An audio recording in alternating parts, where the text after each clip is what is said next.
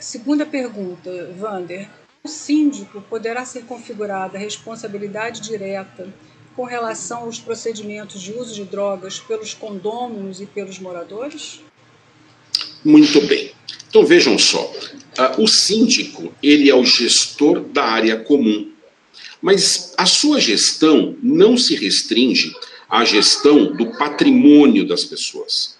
De acordo com a lei, ele também é responsável pela tranquilidade, pelo sossego, pela harmonia da vida em coletividade, e ele também é responsável, olha que interessante, pela saúde daquelas pessoas. Os crimes de drogas, eles têm aquilo que nós advogados chamamos, ou estudiosos do direito, de objeto jurídico. O que é isso, objeto jurídico? É aquilo que a norma quer proteger. Toda norma penal, ela quer proteger um bem jurídico.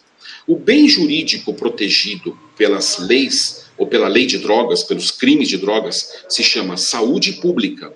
Ou seja, a razão de ser da existência dos crimes de drogas é porque existe um bem jurídico, ou seja, algo importante que precisa ser protegido. Isso é chamado de saúde pública.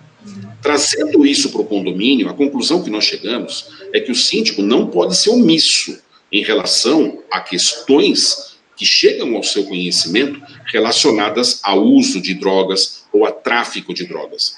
Quais são alguns caminhos que o síndico deve percorrer? Ele vai agir como um xerife? Ele vai fazer a prisão de pessoas? Jamais, nunca.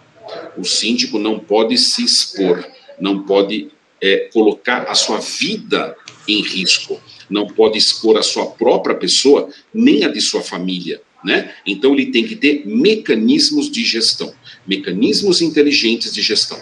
Quais são alguns desses mecanismos de gestão?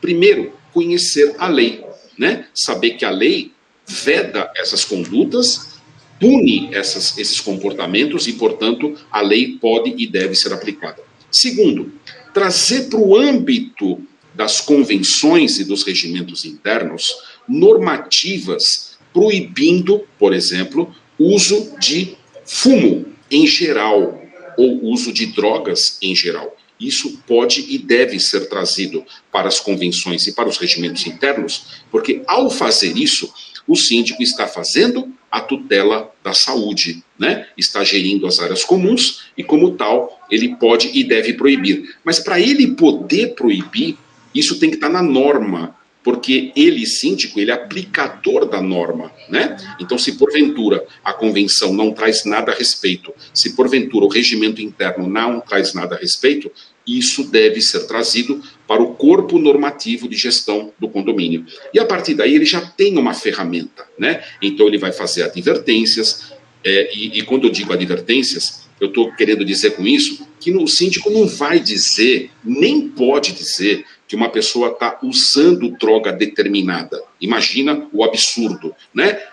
Num termo de advertência, o síndico fala, olha, prezado condômino, o senhor está sendo advertido por ter feito uso indevido de droga ilícita, né? A saber, cocaína. Isso é inimaginável, isso é impensável, isso seria um absurdo elevado à enésima potência. O síndico não pode fazer isso. E por que não pode? Não pode pelo seguinte, porque ele tem que fazer a tutela, ele tem que fazer a tutela da saúde coletiva, a tutela daquele grupo de pessoas, portanto, né?